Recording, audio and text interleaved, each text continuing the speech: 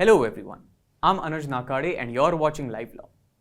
As many of you may know, the Central Bureau of Investigation derives its power to investigate cases from the Delhi Special Police Establishment Act, and in 2003, the Act was amended by the government in such a way that the CBI was not allowed to conduct an investigation under the Prevention of Corruption Act against employees of the central government on the level of Joint Secretary or above, or officers appointed by the central government in corporations or government companies or societies or local bodies without the previous approval of the central government.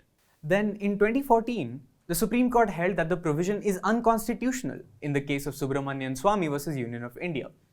The court held that Section 6A of the Act is violative of Article 14 of the Constitution, which provides the fundamental right to equality. But what happens if a person has been granted immunity because of Section 6A before the judgment of the court?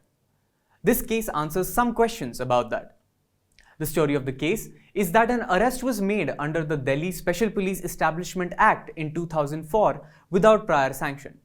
A legal challenge was made to this arrest on the grounds of violation of Section 6A, saying that the CBI was mandated to take prior sanction of the government before investigating an officer of Joint Secretary or above.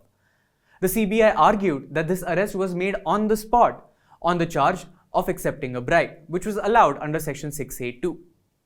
When the case came up in the Delhi High Court in 2006, the court ruled that the Central Bureau of Investigation had initiated an investigation before the arrest, which means that prior sanction was necessary.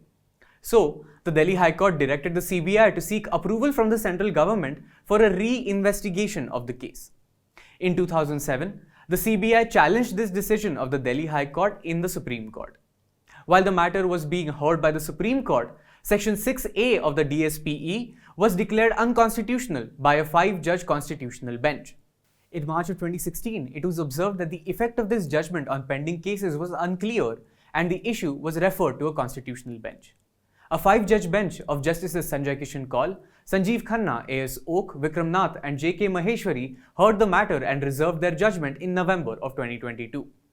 The constitutional bench has pronounced its judgment today and said that the judgment will have a retrospective effect.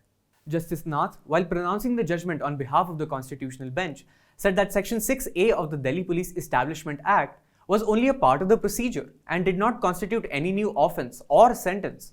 So, Article 21 of the Constitution, which says that a person cannot be convicted of an offence unless it is a violation of law in force at the time of the act is committed, has no relevance here. So, the 2014 judgment will have a retrospective effect, which means that the section will be considered not to be in force from the date of its introduction in September of 2003.